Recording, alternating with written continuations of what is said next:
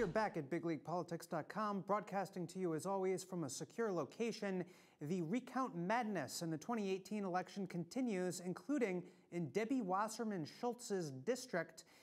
Joining us today is Carlos Reyes, a Republican who ran for Congress this year in the district, and he knows all about the situation. Carlos, thank you for joining us. My pleasure, Patrick. Nice to be here with you. Carlos, what is going on in this race between Debbie Wasserman Schultz and Tim Canova? Well, you know, in the general election, it ended up being Tim Canova running for as the independent, and Joe Kaufman as Republican, and Debbie. And I had been in the primary race vying to be the Republican nominee. As it turned out, Joe, running for a fourth time, wins the election and ends up in the general election. But even after the general election, where Debbie won by a resounding, supposedly 59%, you had questions about the ballots, about the results, about the nature of the process. And the reason this was raised was mostly because of Tim Canova, the independent. Tim had run back in 2016 in the Democrat primary and lost by 6,000 votes, but in a very close race with Debbie. And at that time, he took some legal action subsequent to the election, trying to get the courts involved in counting the ballots. So he asked the supervisor of election to produce the ballots, but surprisingly, the supervisor destroyed the ballots in advance of what the statute calls for. So he did file suit ultimately, and the court found that, in fact, that she had violated state law by destroying the ballots too soon, so there couldn't be a recount.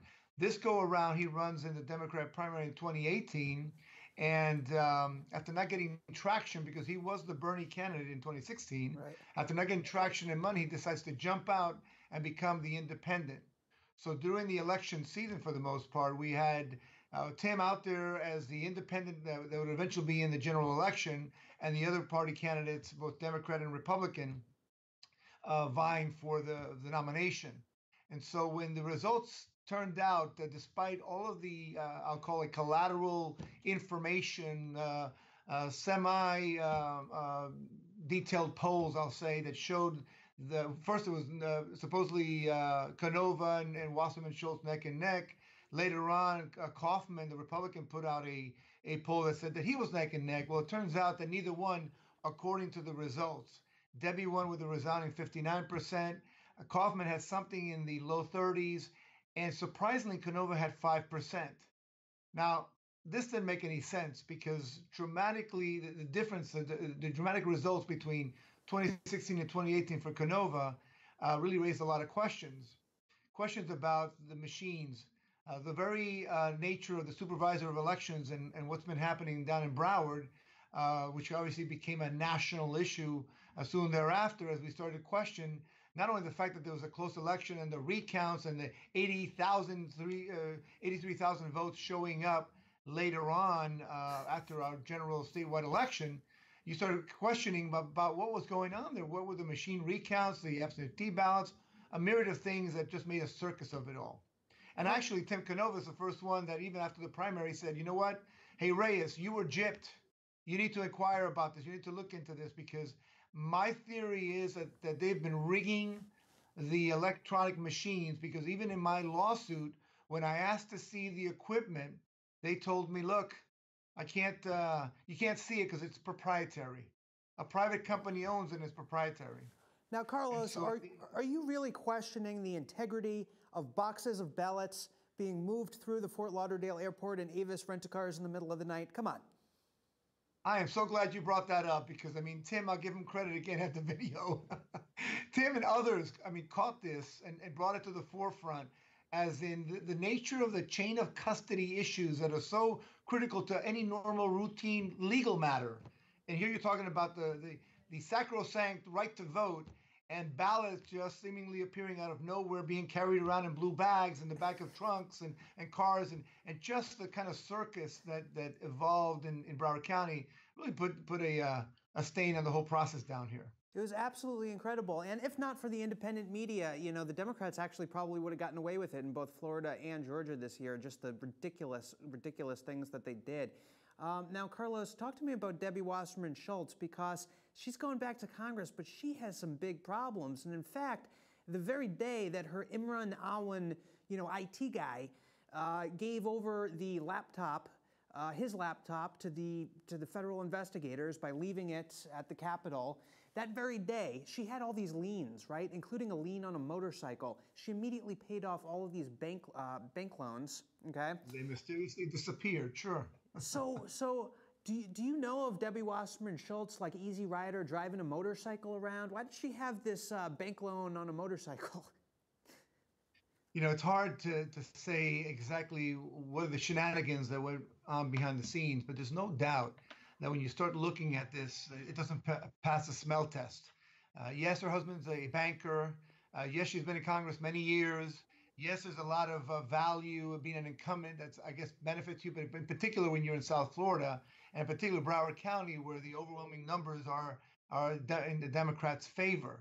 But at some point, you would think when she's up there threatening the Capitol Police about consequences to taking a congressperson's computer laptop, when you would think that you've got a guy trapped at the airport trying to take off, and when you think that of all the Congress people that hired this one gentleman Anwan, that the next thing you knew was she and another congressperson, I believe, were the last ones that retained him, because the other ones had the common sense to fire the guy when they realized that there was some shenanigans going on with the IT work and the IT activity that was ongoing between him and his family.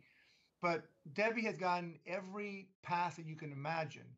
And you would think, when you would talk to people in the campaign, and I talked to many people throughout the campaign, there was Democrats themselves telling me, listen, there's no way she'll survive. There is no way that with all the stain of all the activity, whether it's her role as the chair of the DNC, whether it's this Anwan scandal, whether it's the way that she's just conducted herself in general, there's no way she can win re-election. And yet, in the general election, here she comes over with 59%, with another landslide. And I know that people are saying, well, this is a plus 11. Canova's role is an independent, I think, would drop it down to a plus 3 because of the Canova was going to take from her left wing. And yet the result, the disparity between her at 59 and him at 5%, something was up. Something just didn't make sense. Knowing what I know about her, I don't think Debbie is a very bright person. I think she's a little closer to Maxine Waters than to Kellyanne Conway on the IQ scale. How did she get in with Hillary Clinton so closely? Well, look, Debbie, for all the years she has been down here, and I've gotten the opportunities here and there to interact a few times over the years with her, she is clearly a political animal. There's no doubt about that. She is engaged from day one with all the political ongoings and shenanigans that make up this whole mindset about win at any cost. And I think that I'm not surprised to see her succeed down here where you have so many enablers to the process. That's why I sort of think that what's happened this election cycle, thankfully we kept the governor's mansion. We elected Governor Rick Scott to the Senate. But what has happened in Broward County and Palm Beach, but in particular Broward, it is singularly the biggest, most dominant Democrat county in the state and maybe the nation. But at the same time, many of us have been saying for years now, there's too many ongoings that don't smell right, don't feel right, don't look right. The numbers and the focus on Broward County was vital this time because the voter fraud operation has been going on for a while.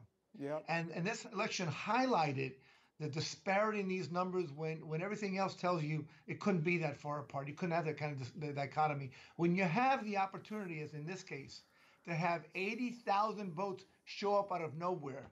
And people say, well, it's a normal thing. It's the kind of usual thing we do here. It's just a gathering of the votes. It's just a practice. No, it's not. No, it's not. And so I think that we have a single great opportunity. And we saw it here. Governor Scott, suspended Snipes.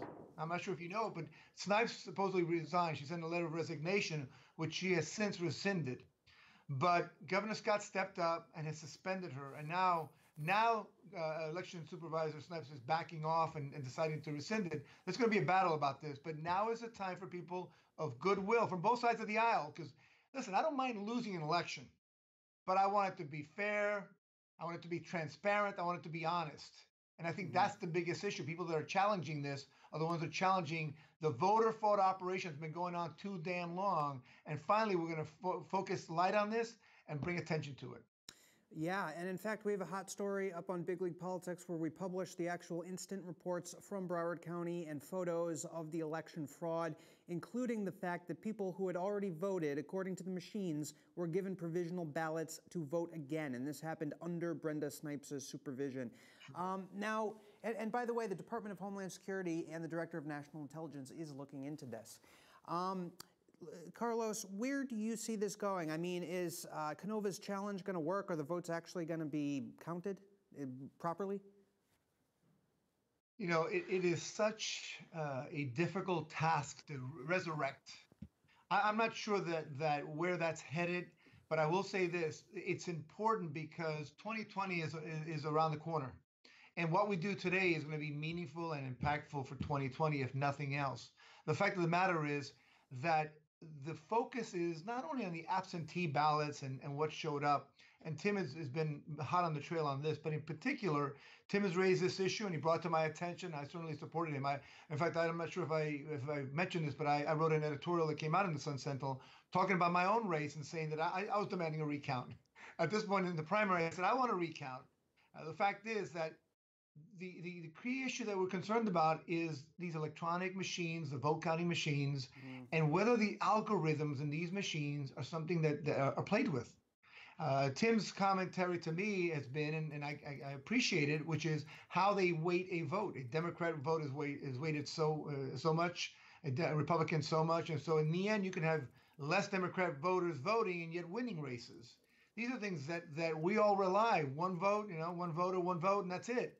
But if you play with the electronics of it, and you can set it up to favor yourself, then you're playing with democracy itself. And one of the things about the country and the nation as a whole is we believe in our republic, we believe in the democracy, and we believe that one vote is all you get, and you don't get any additional votes. So whether it's a provisional ballot or whether it's playing or tampering with the electronic machines, this is a critical juncture. And I do believe that between the FDLE, Attorney General's office, there has to be a focus and an investigation. One of the things that I said when we were realizing what was happening that week, and we were out there protesting at the supervisor's office, we said, listen, you got to bring down, not only suspend her immediately, but bring down, seal the offices, and line everyone up that's in leadership roles and start questioning people.